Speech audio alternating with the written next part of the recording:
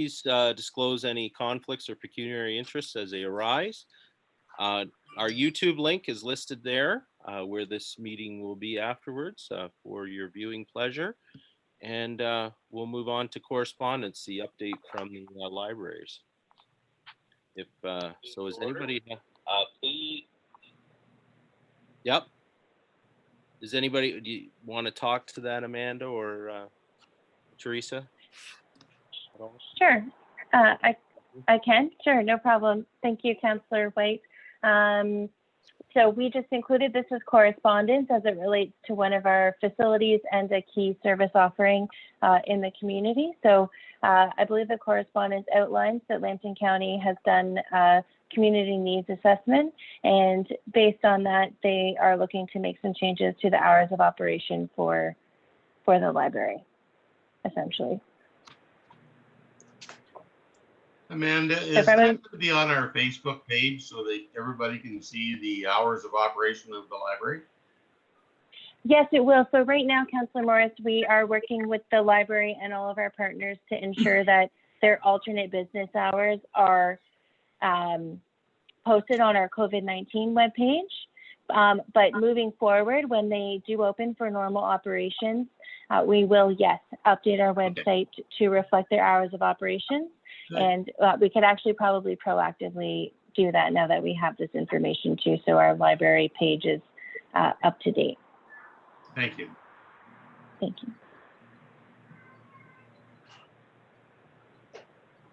So it's pretty well laid out there, I think. And if there are any questions in the future, we can forward those through to the library on that. All right, thank you. Moving on.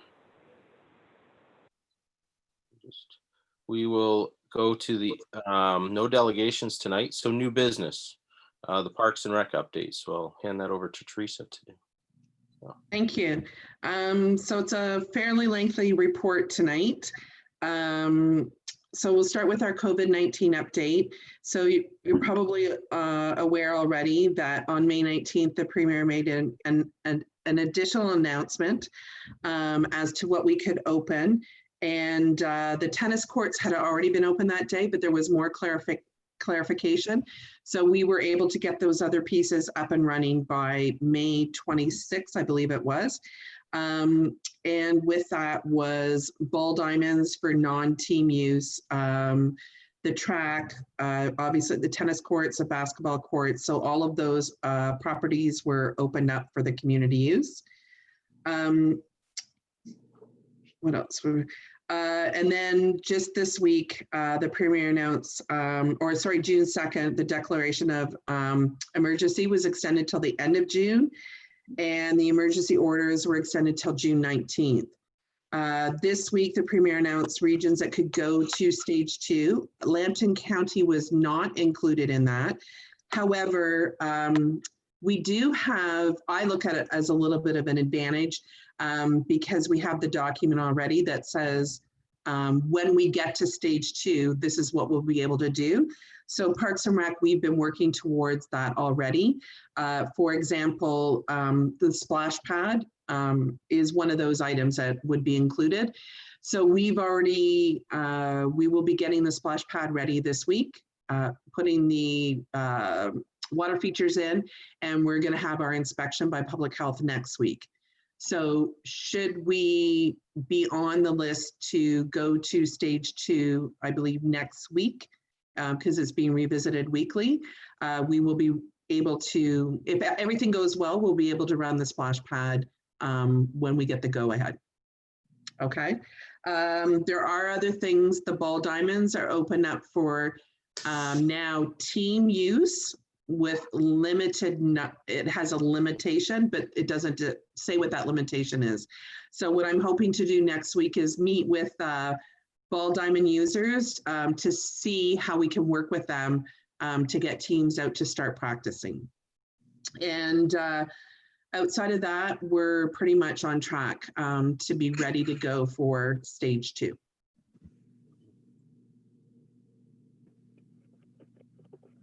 Great.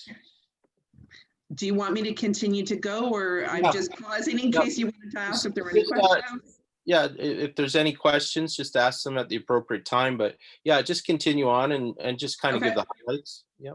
Okay, perfect. So from the last meeting, there was discussion about moving the blue lines. So we were able to get a contractor quote to do that work. However, the raw materials were not available and continue to have issues getting them. However, as of today, I was able to source those materials, and suspecting we'll move ahead with that. And because the cost was pretty limited, it was $200, $210 for a sheet. We did order it because it will take a couple of weeks to come in.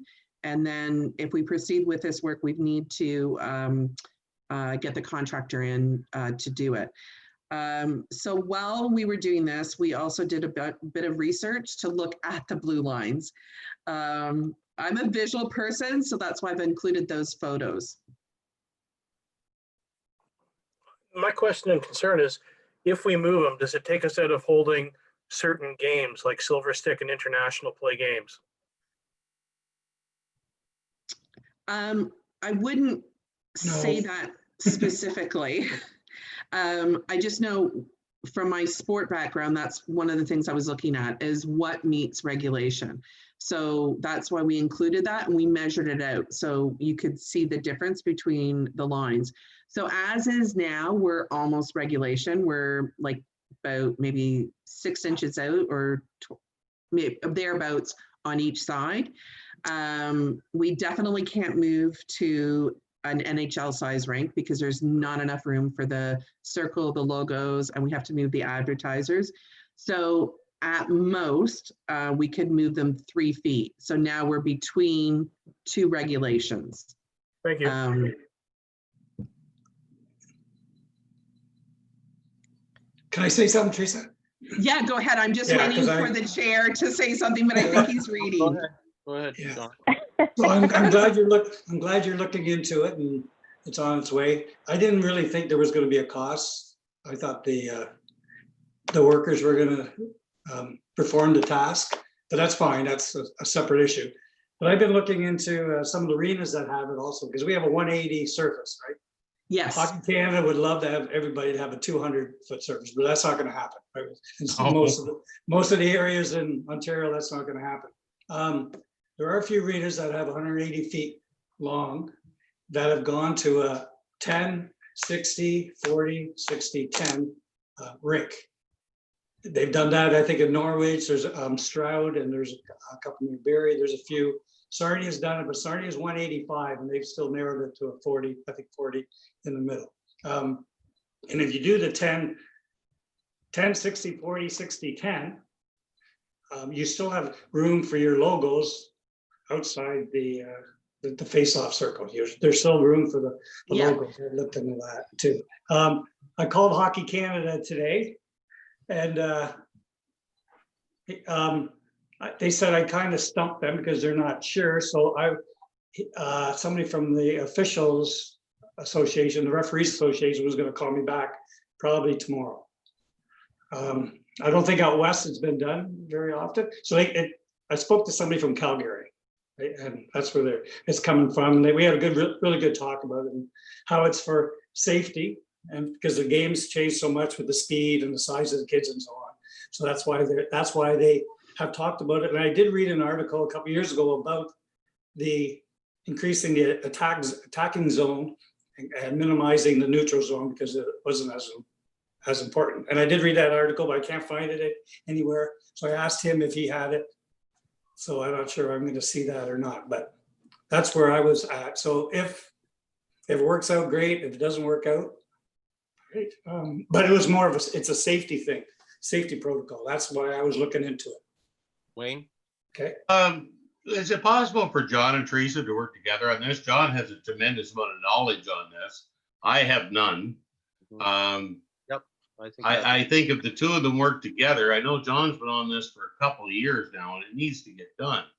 I'd like to see it finished, and well, we're going to put the ice back in. I sure hope that we get it done this year. So that's my opinion. just a question out there. It's not in the report, I don't think, but have we heard anything from minor hockey or Hockey Canada on what they're doing? Yeah. in the fall? I haven't polled everyone in the sense of, because I was going with the regulations at this point. But if I could speak to some historical information, just in general about blue lines, to go to your point, John, would that be okay? Yep, go ahead. Okay. I used to manage a facility that had 2 NHL rinks. And when they were first put in, because it was new in 2004, it was still like split equally, because that was the guidelines at that point. And in 2005, the NHL changed their blue lines and made the goal line to what it is now, to the 64 feet.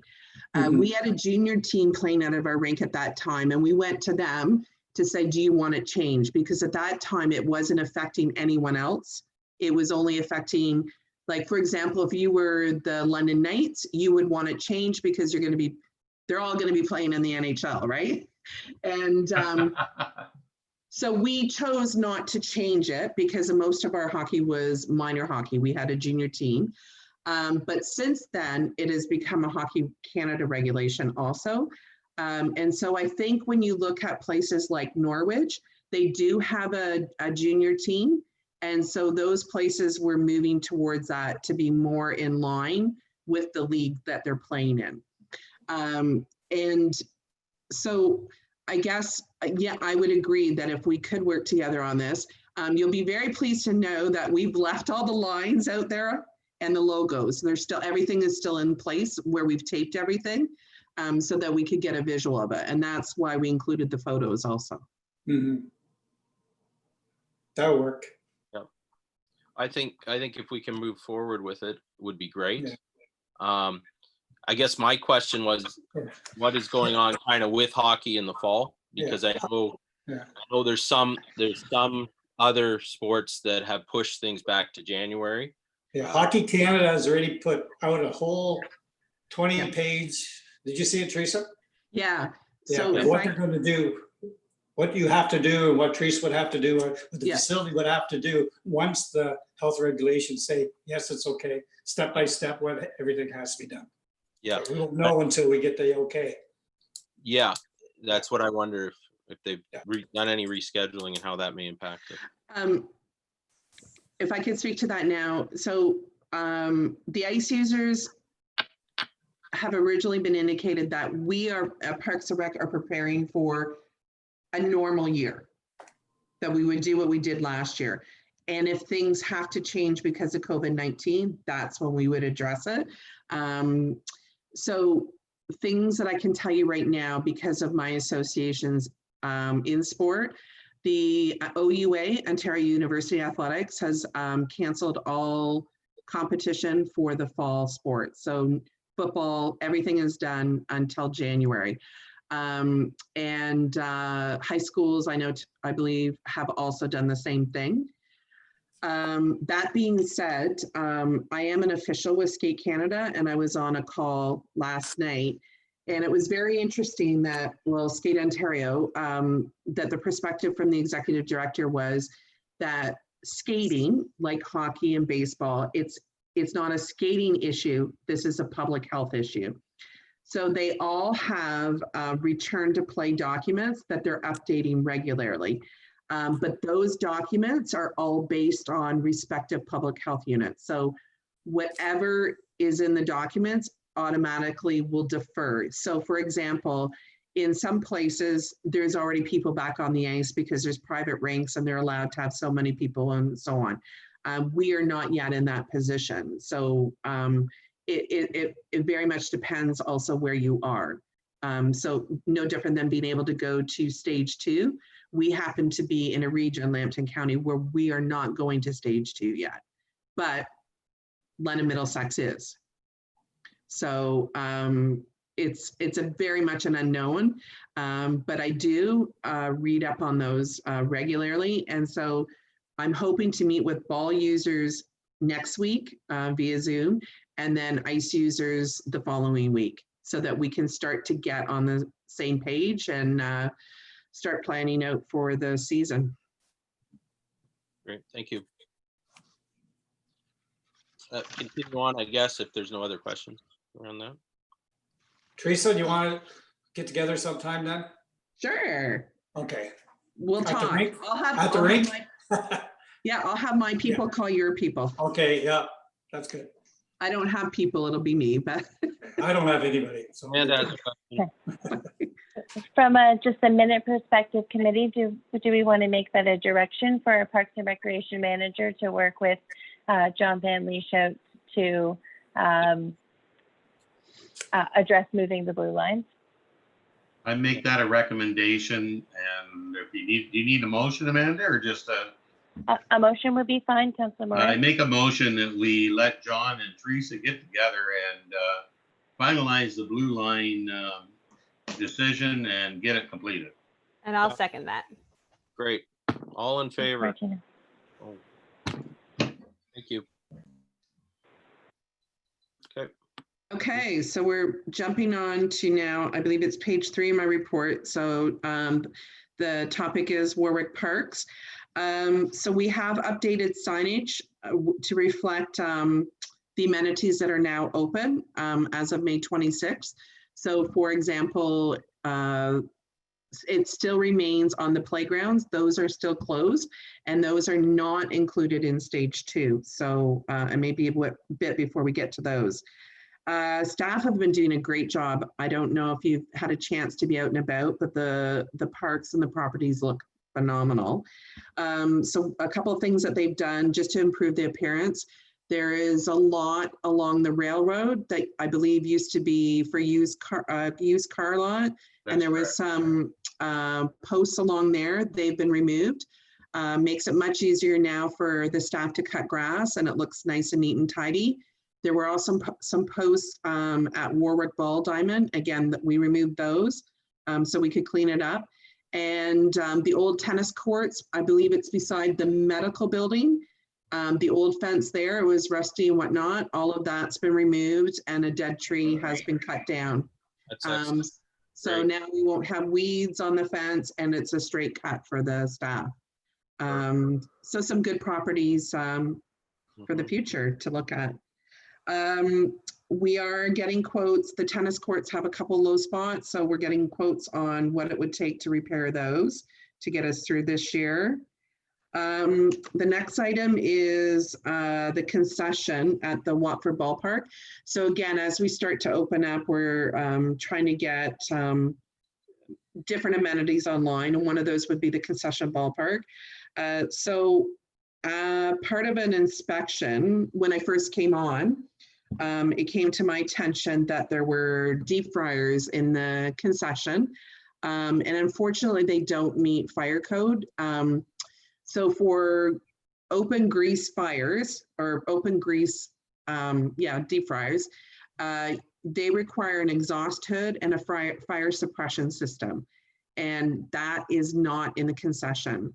So we are in contravening fire code by having this there, which is very much a great concern to me, both on a professional and a personal level. If something were to happen to an individual because of a fire, and then also to just for insurance purposes. So knowing that we are closed now, but we want to, hopefully be open, trying to find a solution that will get us through. And we were able to source auto fryers. And if you're not familiar with them, they're a deep fryer, but they're self-contained. So they're completely contained in, and you do not need a suppression system for those. So we were able to get them at a very reasonable cost and pay for it through a grant. So we're picking that up tomorrow, and the deep fryers will be removed. Again, in anticipation of being able to open, the concession leaseholders will have access this weekend to start to go in and clean up. We've already done a deep clean of floors and whatnot, but they're now going to go in and clean up their equipment and remove the deep fryers. So that will hopefully get us through this summer at least. And I still need to check electrical once we have it there to see the sources. So there may be some minor electrical work that depending on the voltage that's required for the fryer. Wayne? Yeah, I had a call from Dwayne regarding this, Teresa, and I spoke to Amanda. Now the fryers, I understand, are his. Yes, they belong to the concession leaseholders. Yes. How many air fryers did we order? We have one, and I have spoken to both the concession leaseholders, and I spoke to Dwayne yesterday, and once we get it on site, we'll see sort of the capacity, because I know Okay. capacity and quality is a concern. Mhm. Unfortunately, right now, fire code is the most pressing issue. I understand totally, and I agree with you totally. My concern is they're known, like from the arena on, for all around for their fresh cut fries. So quality is an issue with them, and he has 5 fryers running in the summer to keep up. So it's the quantity, like he has to cook chicken fingers, he can't cook them at the same time he cooks French fries. It gets together, I'm asking if you can work together on this to make sure the quality and quantity are there. And if not, maybe bring it back to council to see if it can be put on budget for the fire suppression system. Did I say that right? Yeah, fire suppression system, exhausted, yep. That's something council can look at. I believe it's around $10,000.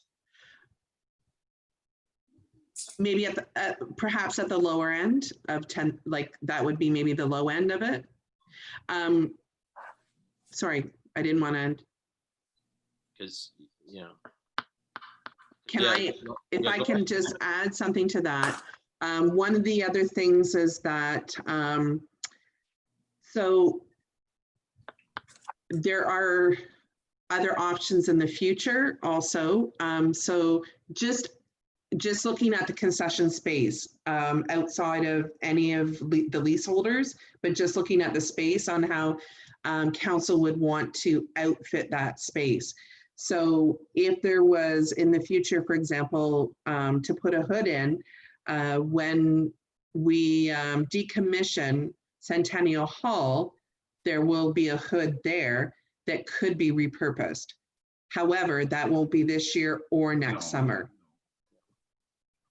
And that is an excellent response, Teresa.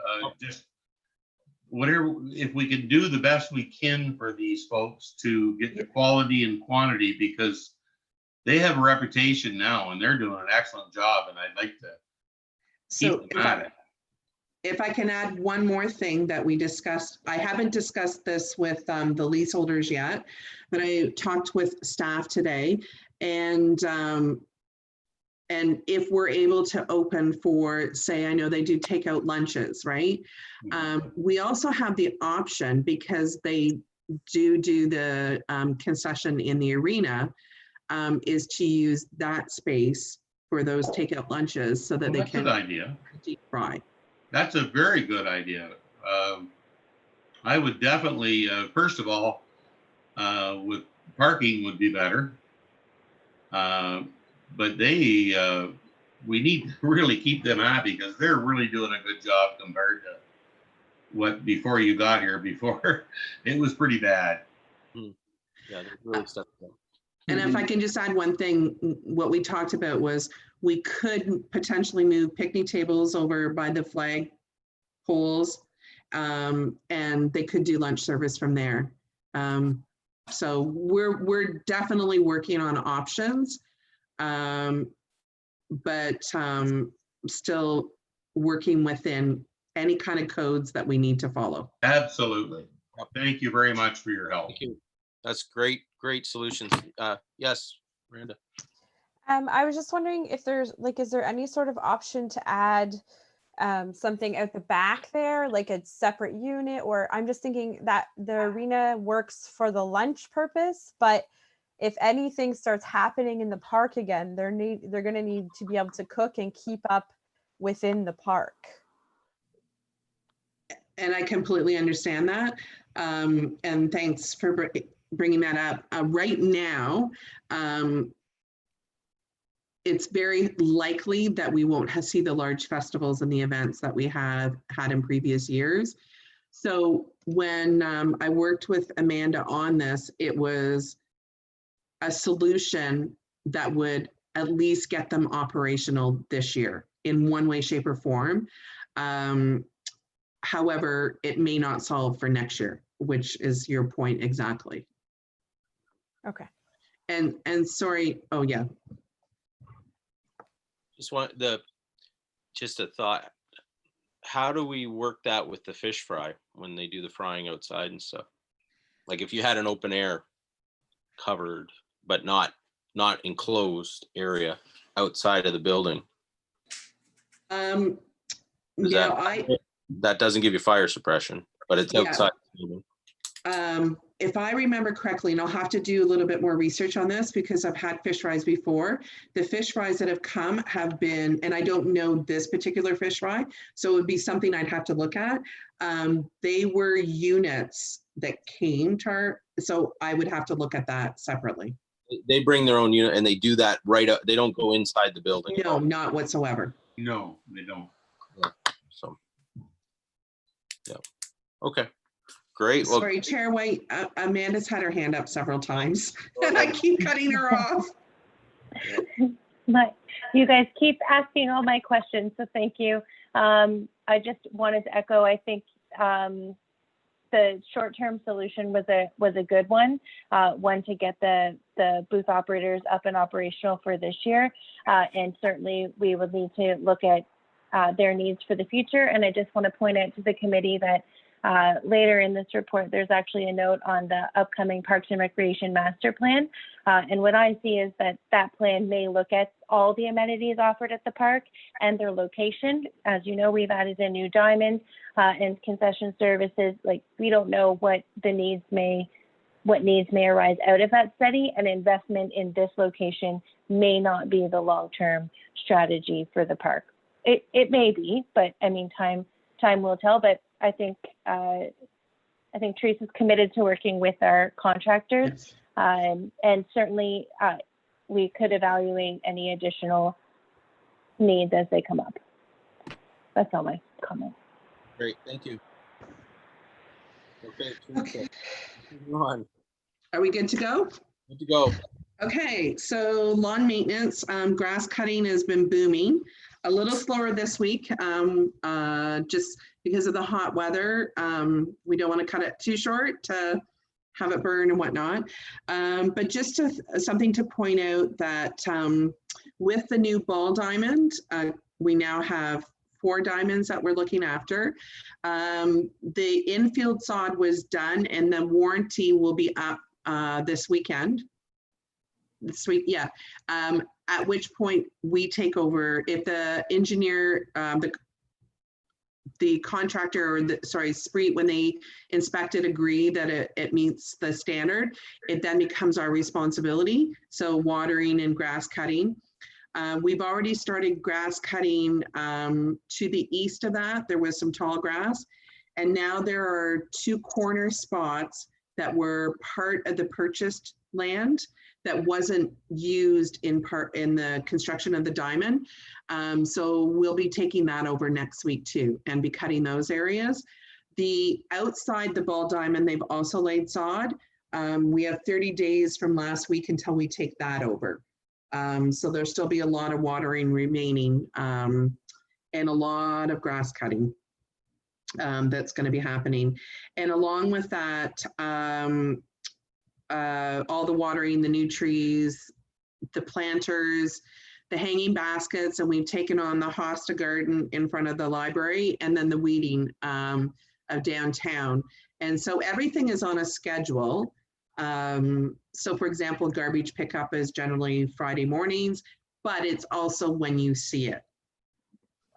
So we are on a schedule, but then if you see something, we look after it also at that time. Wayne, you had a question? Yeah, just Teresa, because you're new, the last time we put a new diamond in, the fire department got involved. And they did a lot of the watering as part of their fire practice. I must admit, they had a bit of a good time. But it might be a resource you could maybe talk to Rex Sutherland about. It's funny you should mention that, because that was one of our resources that when I sat down with staff, I'm like, oh, how are we going to water this? And I said, well, when do they practice? You know, if it's this night, can we get them to water? We're very fortunate though. There's a watering system that the contractor has that's going to stay there for us to be able to use, because they're continuing to use it also. So our staff are trained on it, and we're going to be watering early mornings so that we can run the splash pad after that. If we can open it, I should say. When you can open it. Yes. It won't be if, it'll be when. Yes. And then the water from the splash pad is not recirculated, but it's all captured into a tank. And then that water, so essentially we're recycling it by watering the planters and the hanging baskets. Excellent. So, yep, they've got a great system going. The next item is the Lambton County Developmental Services. So they were doing a sidewalk cleaning program. Been in contact pretty much from when I started, and they were on hold. They're under a little bit tighter restrictions because they're the ministry that they're under long-term care. And I did leave it open to say if we could start later. But I believe it was last week that they said that they will not be able to offer that service this year. The next item is the BMX park and pump track. Because of the timeliness of this, it was taken to council the 1st of June. So at this time, it's going to remain closed for this season. We're not going to do the annual rebuild or the monthly maintenance, and it will be reviewed as part of the Parks Rec Culture and Tourism and Culture Plan to see, to do some more analysis on it. Just a question on not doing the maintenance. You will be maintaining the weeds and stuff in that area. We'll look after that, yes. Good. But we're just keeping it locked. It won't be open to the public, but yes, we'll keep an eye on that. Martina? Yeah, I was just wondering if there's a communication plan for that, just to let people know that like people will be expecting things to start reopening. So is there some sort of communication plan to let people know that one is done for the season? Can I let Amanda speak to what happens? Okay. Sure. Martina, a great point. This decision was only, well, not that recently, but it felt very recent, made by council. So at this time, we haven't done any communication on it, but you're right, we will need to make a plan. And we will add that to our action list because we don't have one in place currently. Thank you. Great, I'll take that as a deliverable. Thank you. And it can be part of a reopening communication plan. So it's all like bombarding people with individual things. Yeah. And if I can just add to Amanda's comments, I believe it was included in the council summary that goes to the media, and it's posted on our Facebook or website. And also as we announce things that are opening up. So we'll just add another additional communication about this. Yes, to that point, we could also communicate when we're able to open up through stage 2, like these are the amenities that are now open and this will remain. Well, we will figure out a good plan. Great. Continue on, I guess. Oh, Wayne, sorry. Just when you talk about communication, Amanda, Teresa brought up a great thing that I didn't know about the recycling of the water from the splash pad. I would love to get that out in the Facebook page or whatever. I think that is fantastic. I didn't know that. And I bet you a lot of other people don't either. So I was pretty excited about it, if I can speak to that, because when I first did my tour, like a couple months ago, I asked about the system because some systems reclaim the water, then it has to go through a whole chemical process to be used again. And then when I found out that we weren't doing that, I was a little concerned because of, you know, water, like we're not reusing water. Then I found out, oh, we have a holding tank and we do reuse it. So I can confirm today that our lead hand shared with me that we actually save something like 300 gallons of water a day because we're using the runoff to go into a holding tank, which then we pump out to water everything. Great. I think let the public know that, including the press. It's a cool system. I was really, okay, we'll add that with our communication plan. Mhm. Martina? Sorry, I just have one more question about the parks. Are the washrooms currently open? No, and it is one of the items. So what happens, if I can sort of digress a little bit of the process, is that on the premier, I shouldn't say specifically, but kind of generally makes announcements on Mondays, it seems. And then the EOC meets on Tuesdays. And since the parks are a big part of the EOC process now, I've been invited to sit in on those meetings. So now what I try to do is look at the announcements, what happens on Monday, and then quickly come up with something and then send it to Amanda. So our washrooms are on that for the next stage and how we're going to handle it. So it's still fresh for us that if we are able to open, how we're going to deal with that. So that's a work in progress still. Okay, because my understanding is the washrooms have sort of been a point of contention in many areas because there wasn't specific guidance about whether they could or could not be open. But I think if we're going to start letting people use our ball diamonds and our other pieces of the park, that we Yes. probably need to look at a plan for opening the washrooms, especially because we want people to wash their hands. Yes. And that was part of the report to Amanda as an item that we need to look at. I do know that no different than me on my Skate Canada call last night was as officials, we're going to be signing waivers now where we didn't before. And we suspect there's going to be a lot more of that. I've seen some where they've had signs on washrooms that basically say they're open for your use, but it's your choice whether you're going to use them or not. So yeah, we'll be looking at, you know, what we can possibly do when other things start to open up. Great, Man. thanks. You want to say something? Just to support Martina's point, one of the challenges with reopening washrooms, and I'm sure you've heard it, we see it all over the county, is there's no specific provincial guidelines provided on what is an adequate, what's considered an adequate standard of cleanliness, what kind of program you need to have in place. So all municipalities, including us, are, you know, all reaching out to each other, to our associations, to try to determine what is the best practice, what's feasible with the resources we have, and, you know, what can we reasonably put in place. It is a mixed blessing that we have a little bit more time, I guess, than others to deal with it. And also that we're not in a location that has a natural tourist attraction where this has already been a compounding issue when I think about, say, the Grand Bend Beach as an example. Yeah. So we can learn from their experience and we're making those connections to try to address it. Thank you. Okay, continue on. Okay, so the new diamond in Watford is like 99% done. So I've already talked about the sod maintenance.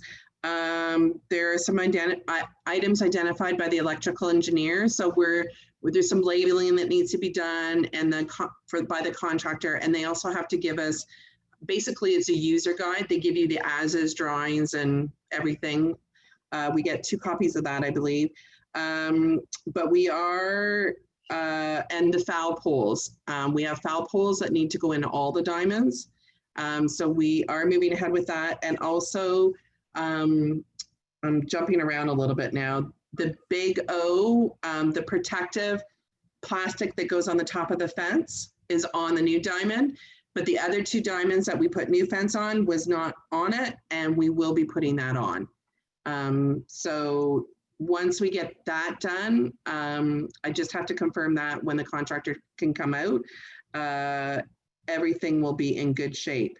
And we have had some complaints by property owners, a property owner, with regards to the new ball diamond, and we are working on solutions to hopefully mitigate some of the concerns. And I was asked to look into netting, protective netting for Warwick along the road and the new diamond on the south property line, like from that area. We don't have anything in writing yet. I did approach 3 different sources, and I've gotten a verbal estimate, and it would be about $25,000 for each diamond. But it's also the rigging that goes into it and having to put it up and take it down. So it is a pretty costly item, and an item that will require ongoing maintenance. Wayne, Did we not make the fence taller? That was what the original plan was. Yes, the fence is taller, and that's why we need new foul poles, because the foul poles are too short now. But there, I think there was still a concern, right, that balls might go over, but. Okay, so is the Warwick fence considered complete now in your opinion? Yes. Okay. Yeah, outside, the only thing, like I said, we're gonna put the foul poles on That's in, fine. and then put the plastic covering on the top of the fence. Okay, But otherwise it's done, and so is the both Watford diamonds. oh, Martina and John, then John. I went tonight and took a peek at the new diamond because I hadn't been back there in a while. So I have 2 questions. One is, so if the fencing is done, I'm wondering about if you're in the older diamond, Yeah, and there, like when I'm watching baseball there are a plethora of foul balls that went into what used to be the parking lot and is now the new diamond. So are we concerned about, the fielders on the new diamond getting hit by foul balls on the older diamond? I hadn't, we were concerned. What diamond are you talking about, Martina? So if you're okay, so you're at the back, right? So you have like the older diamond, which you the Optimus new diamond. diamond. Number 2. Yeah, the Optimus diamond, yeah. Yes, and then the new diamond that they just put in. Yeah. So there's been lots of foul balls that go sort of past first base and this way, and would land in what used to be the parking lot and is now the new diamond. So I'm just wondering if that's a concern about hitting someone over there. Yeah. You do see most parks that, or a lot of ballparks that are set up that Exactly the close. same, and yeah. set up just like that. And I don't know if they've had problems or not, but Okay, and it's maybe Yeah. just something we have to keep an eye on. I'm not sure. I'm not a baseball player. I'm just a watcher. yeah. And then my other question was about the area off of the canteen, like the seating area off the canteen. Is that going to be flipped to the other side now that both ball diamonds are on the other side? Good idea. Okay, we'll look into that. Good idea.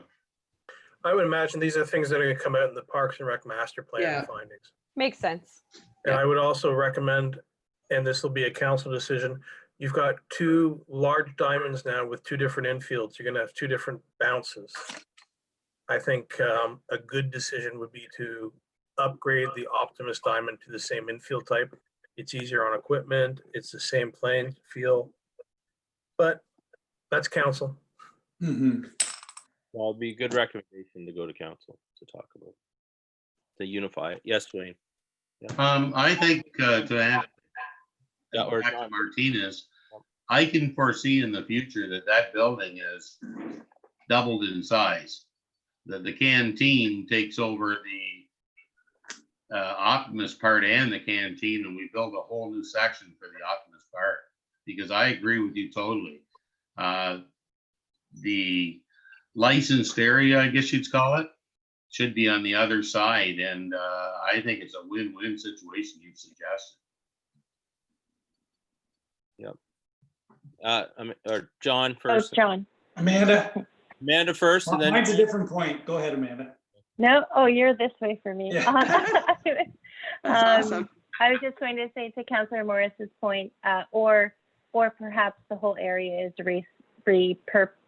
redesigned and relocated to be in a better position adjacent to the diamonds. I think that may come out of our Parks and Rec master plan. I'm sure, to Martina's point, we'll definitely hear we need to have a viewing area for drink service adjacent to the diamond, but we'll see. Maybe I'm wrong. may not be bad to live with it a couple years and like, you know what I mean? So that we do it right. Mm-hmm.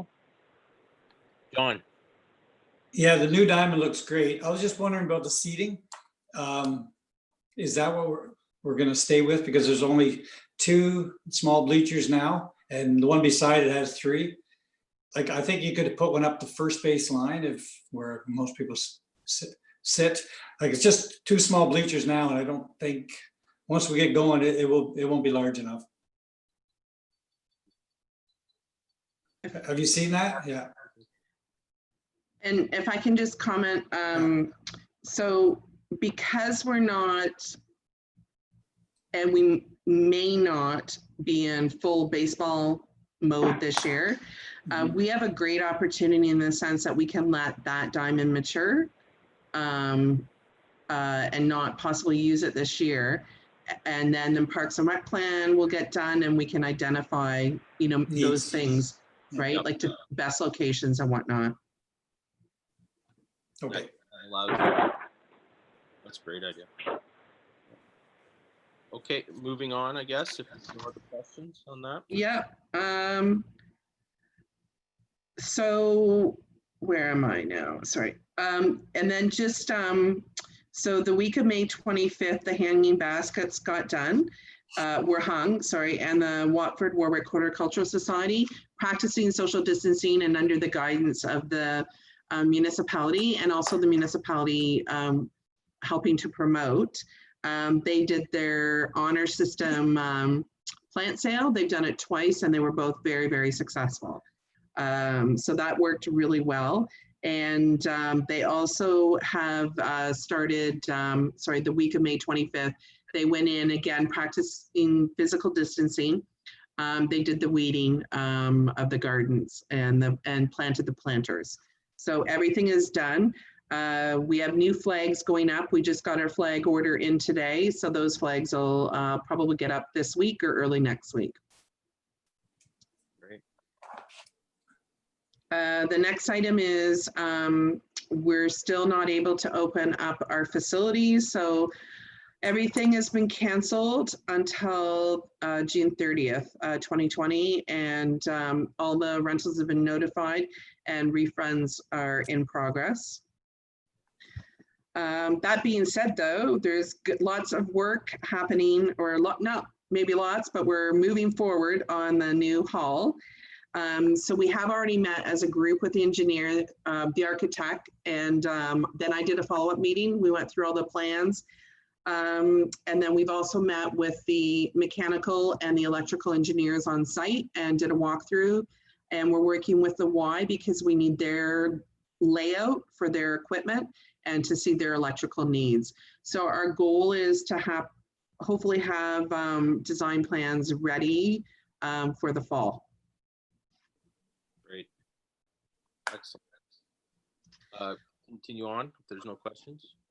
And along with that, the building department of Lambton County is involved because they are the ones that will be inspecting it. So they're working with us now, and also public health, because to use a new kitchen will require their approval also. So it's just great to have them all on, and they've been fantastic to come aboard this project. So I'm very excited to be working with them.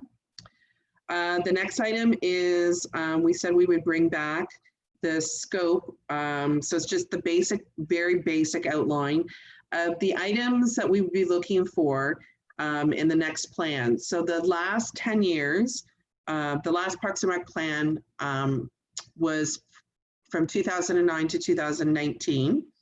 And it was specifically a Parks and Rec plan. And so what we've looked at is to include tourism and culture.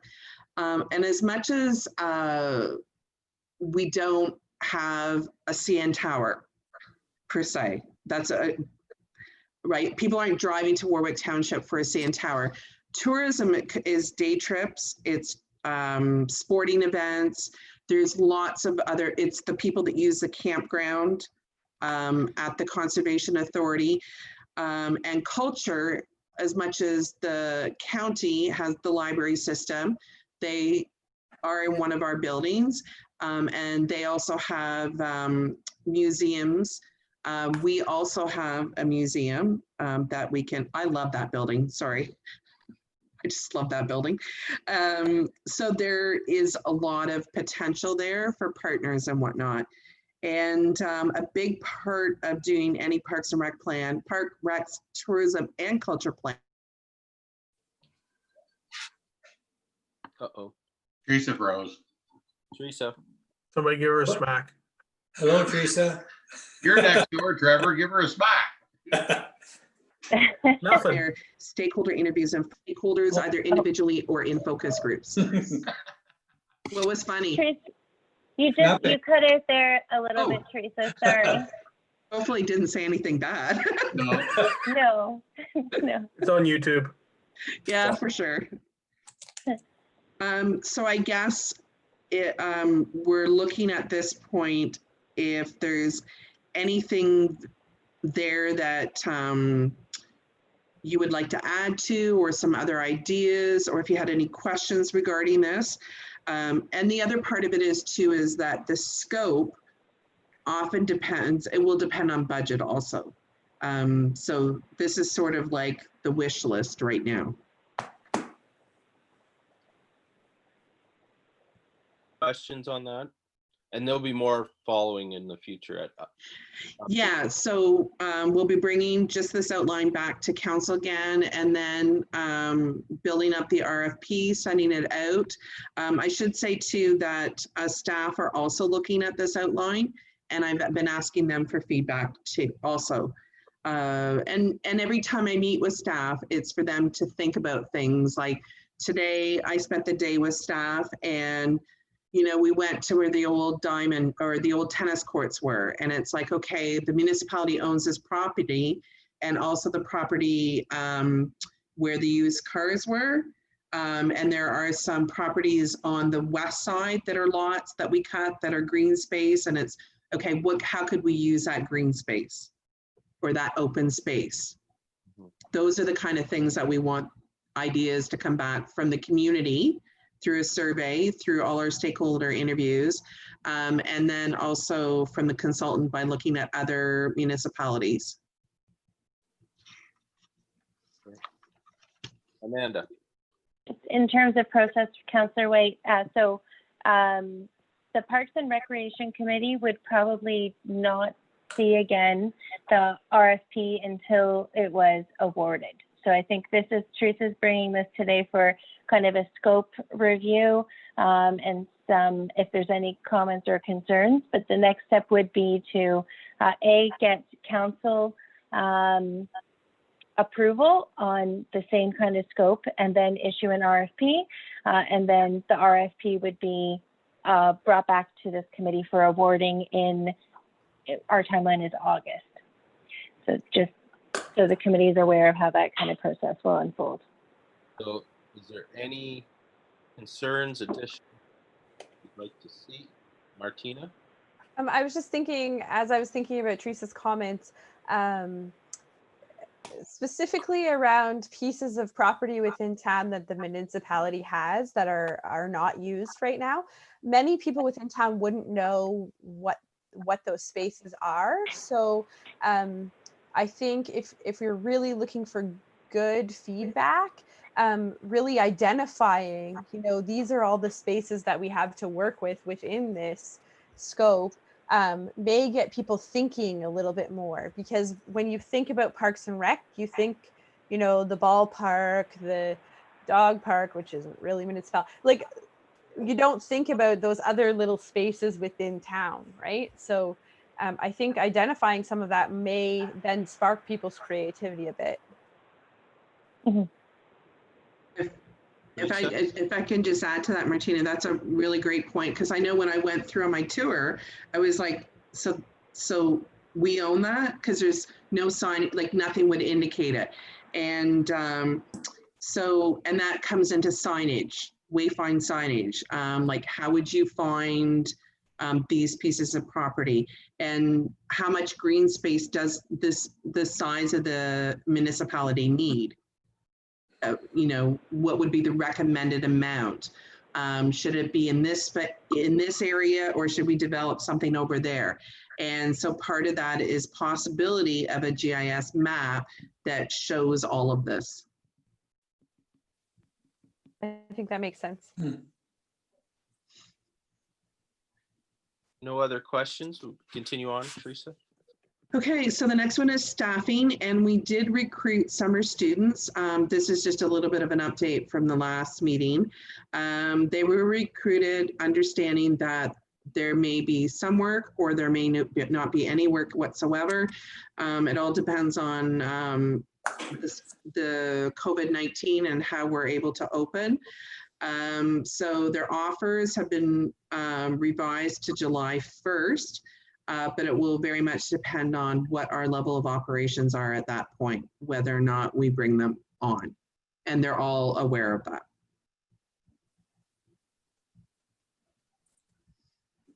Okay. Seeing no questions, continue on. Okay. So the library started their curbside pickup on June 8th, which was Monday, right? And I haven't heard anything. I did reach out to the library, their facilities person, staff, just, you know, wish them luck and if there was anything we could do. And I haven't heard anything, so no news I'm hoping is good news, and I'm hoping they're having some success with that.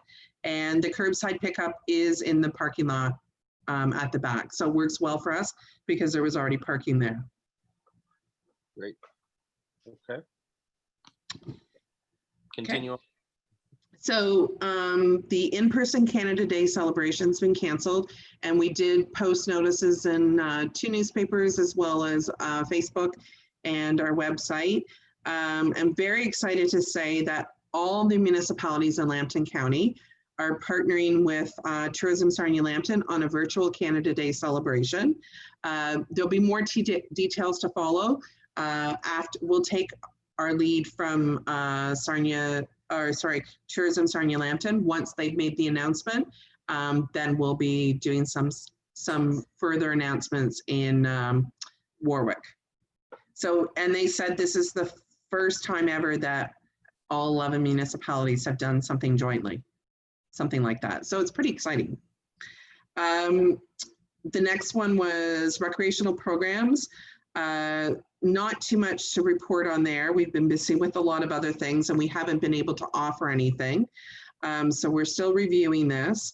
And, but there is a calendar from, Amanda, refresh my memory where it's from. Is it from, that we post on our website that has activities? Yes, it's from the North Lambton Community Health Center, I think, yeah. And then that brings us to my last point, which is June is Recreation and Parks Month. And so we did post this on our website, and we did post some materials like to be able to create your own activity calendar, and there's activities included in that also. Great. And at this time, I don't have a financial report, but Trevor has come on the call tonight to give a verbal update. Is it okay if we proceed to that now? Yes. Yeah, there's quickly adding it, there's 11 projects that are under minor capital for Parks and Rec this year, and out of the 11, due to COVID, very few have started. The defibrillators replacement has been priced out and quoted. The fire plan for the arena has to be redone. However, with lockdown hasn't even started. There's some exterior metal panels to be repaired at the arena. Those will occur. Then we get some facility condition requests or recommendations that are carrying through. There's going to be one project at the library for concrete repurposing. The light fixtures at Warwick Park, which I believe are being redone this year. And then there's 4 at the museum in order to bring it more current and safe, including 2 studies for structural integrity to make sure the building's fine. Under major capital, we have big carryover project is the arena from last year, pardon me, the new diamond from last year. And it's 95% done. It's just a matter of tidying up and capping. And we've got about 90% of the bills also. Then we're starting to put aside money for the new hall. So the engineering's in there. It's ongoing, as we've heard. Radiant heaters for the arena, there will be an upgrade, and Teresa is working with staff on getting together to get an RFP or a tender out for it. And then there's just a new ballpark fencing, which is now 99% complete and signed off last week on the invoice.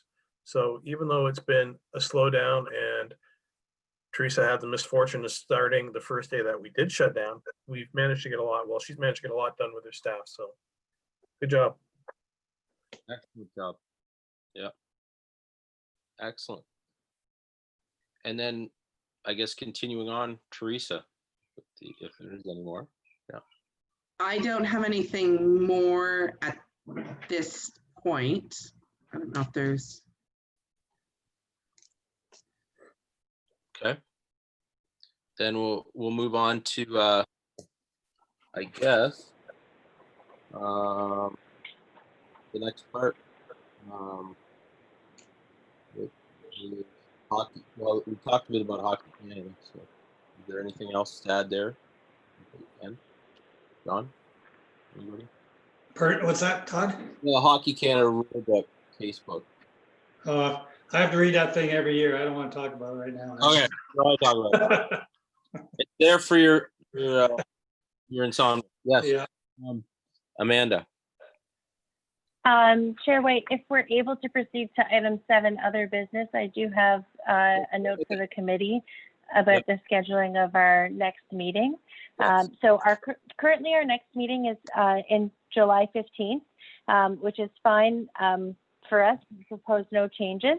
But because of the timeline for the Parks and Recreation and Culture and Tourism Master Plan, thanks, Teresa, and the council award dates, I'm wondering if it's possible to move our August Parks and Recreation Committee meeting from the scheduled August 26th date up a week to August 19th. And what that would allow, if that could work, it would allow us to then meet as a Parks and Recreation Committee first to receive the report from Teresa on awarding the RFP, so the committee would have a chance to review it and ask questions before it then goes to council at their meeting a week later in August. Yeah, but I know it is vacation season, so I don't know if that will work for everyone. I think that's a great idea. Is everybody can be available for that? Wayne? Yes. Yep. Martina? Yes. John? Yes. Yeah. I think that works. Excellent. In line with our procedural bylaw, would we be able to have a motion to move our August Parks and Recreation meeting from the 26th to the 19th? Moved by Wayne, seconded by John.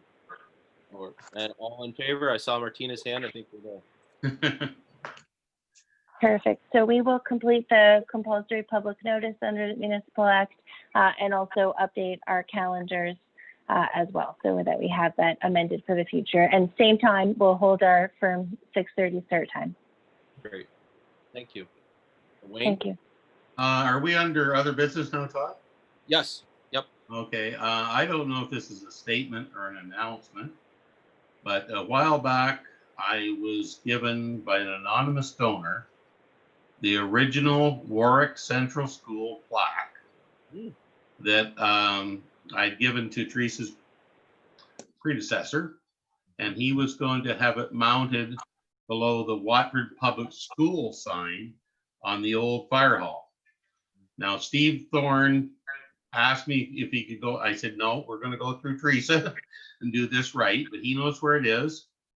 I would ask Martina if she is available for a photo op. I really, really wanted to get this done earlier, but it didn't work. But it is your grandfather that was the first principal. Can it wait till after I get a haircut? Yeah. But, Just kidding. Yes, of course I would do that. It's 1957. It was the very first public school or central school, I guess, in Lambton County. And I can't say where it came from, but I came in possession of it and I passed it on. And I would love to see it get put up where it needs to be displayed. Great. That's great. Okay. Oh, Teresa? That sounds, it's funny that you should mention that today, because we were just there today. And I said to Steve, I didn't notice the other times that I was there, the school sign on the east side of the building. Yes. And so the only thing that I would ask is that, could we wait until we have, we're able to have more people? Absolutely. Okay. It has never been brought public and never been brought into your attention. And I did not want to go around like Steve knew about it, but I wanted to make sure you were involved Yeah, no, thank you. to get it done properly. No, I appreciate that. That's good. That's all I have. Amanda? We can take that as a direction for a Parks and Recreation Manager, Councillor Morris, to Thank you. investigate the hanging of that sign and arrange for a photo op or some kind of unveiling when more people are able to be together in recognition. I had one thing that came in from a ratepayer around the lights at the tennis court, that they're on early now before they need to be on. I don't know if they're on a timer. Is that something we can adjust? I do believe they're on a timer, but we can definitely look at that. Okay. Yeah, I think it's just, it's staying light later and it's brighter and they're coming on a little earlier than they maybe need to be. So that was the only thing.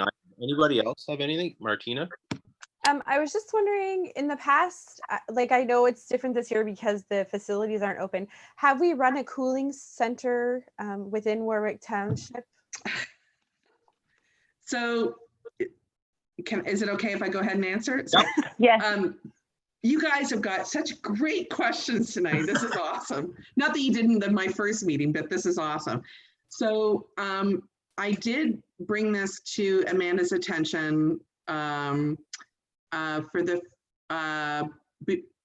first heat warning, and we've been under heat warning yesterday and today.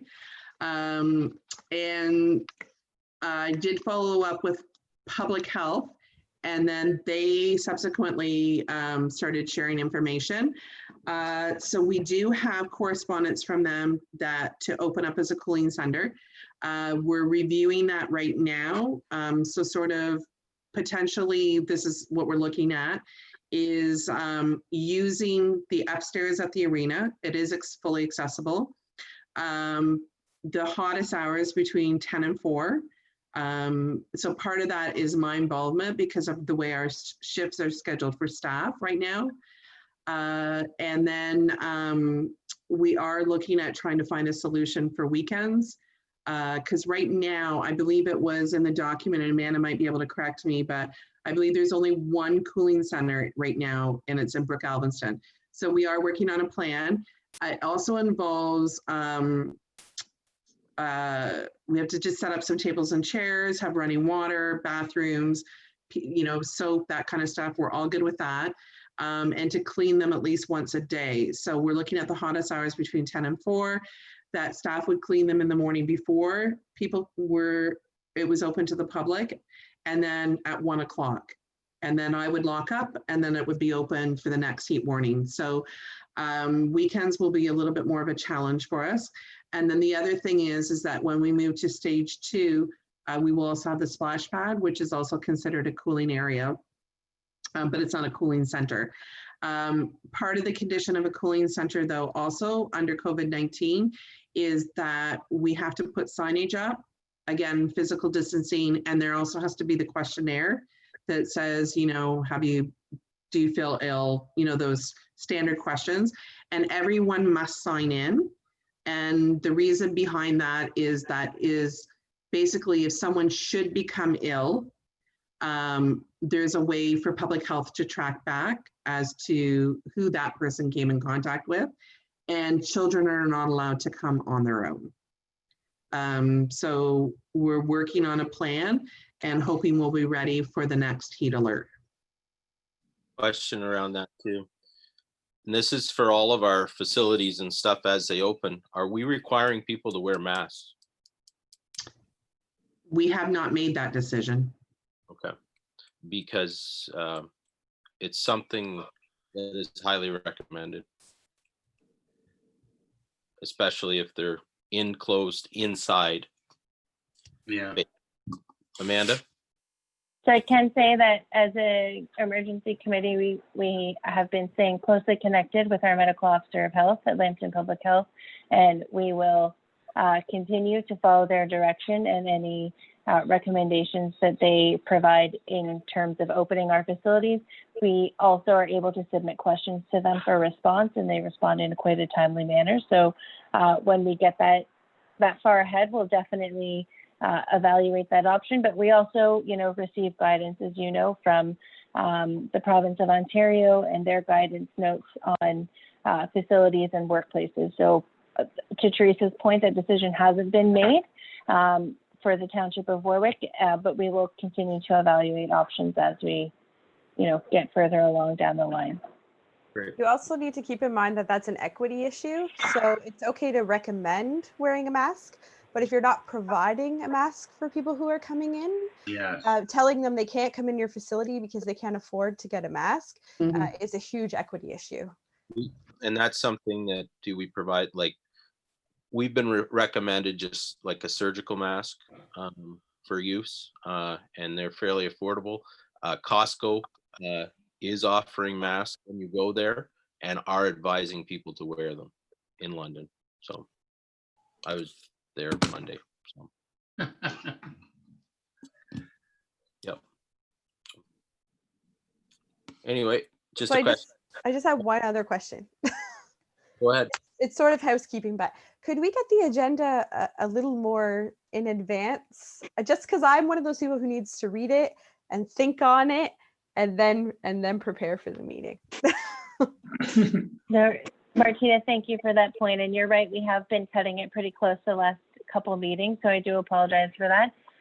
Our typical timeline for this meeting is to get it out Monday before noon. Now, you didn't see that this time, and you didn't see that last time, but we will work on that for the future so that you have it a little more in advance. And my apologies for that. It's okay. I know what it's like right now, but I like to mull things a bit. Yeah. Then we do have quite a bit of content on this one, so I can certainly appreciate. I know when I reviewed Teresa's report, I was like, "Wow, we have a lot. We have a lot going on." So we'll try to get it out to you sooner, so you have time to read and digest and everything. Definitely. Thank you. Great. And seeing nothing else, can I ask somebody to move for adjournment, or we have finished the agenda? So, Don, Sure. thank you. And all in favor? I'll just ask that. Great. Meeting done. Thank you. Thank you, everyone. Great meeting. We'll Great. see you all later. See you Thanks, later. folks. Have a nice night and stay safe. Yep.